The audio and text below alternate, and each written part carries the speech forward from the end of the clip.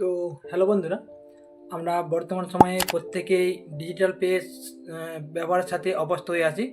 কিন্তু ডিজিটাল পের মধ্যে অনেক বন্ধুবান্ধব আছে, তারা আমাকে এসে জিজ্ঞেস করছে যে দাদা আমার ফোনপে দেখুন না, ফোনপেতে কিছু আমি কোনো অপশান প্রেস করিনি, আমার অটোমেটিক টাকা কেটে গেছে, কাটা গেছে।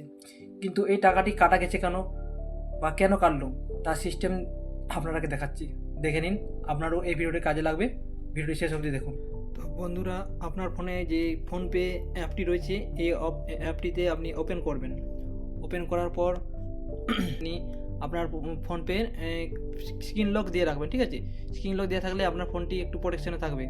তো এই অপশানটিতে এসে ম্যানেজ পেমেন্ট যে অপশানটা আছে, এখানে ভিউ অল এই অপশানটি ক্লিক করুন। ক্লিক করার পরে একটু নিচের দিকে নামবেন, নিচের দিকে নামার পর অটোপে যে অপশানটি আছে, দেখুন আমার এখানে একটি অটোপে অ্যাক্টিভ করা আছে, যেটা জিও সাবন। আমি এটা আমার একটা কাজের স্বার্থে আমি অ্যাক্টিভ করেছিলাম।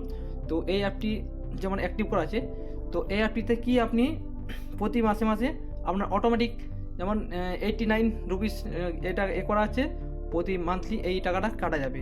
আমি কোনো কিছু আমার অ্যাকাউন্ট থেকে কাটা যাবে, আমি কোনো কিছু প্রেস করি বা না করি। তো এই অপশানগুলি অনেকের অ্যাক্টিভ থাকে, দয়া করে এই অপশানগুলি দেখবেন।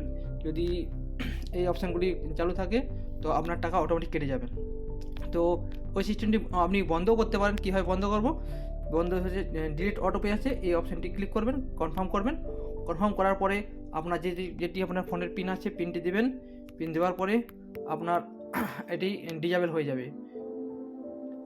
কিছুক্ষণ ওয়েট করবেন, ওয়েট করার পর আপনার ডিজেবল হয়ে গেল। ডিজেবল হওয়ার পরে আপনার আপনার এখানে মেসেজ দিয়ে দেবে, auto pay has been detective, ঠিক আছে? তারপর আপনি এখানে এসে টোটাল যেগুলো আছে এগুলোকে উড়াতে পারেন, কিংবা উড়িয়ে দিলে আপনার এগুলো মানে ইনঅ্যাক্টিভ হয়ে গেছে, ঠিক আছে?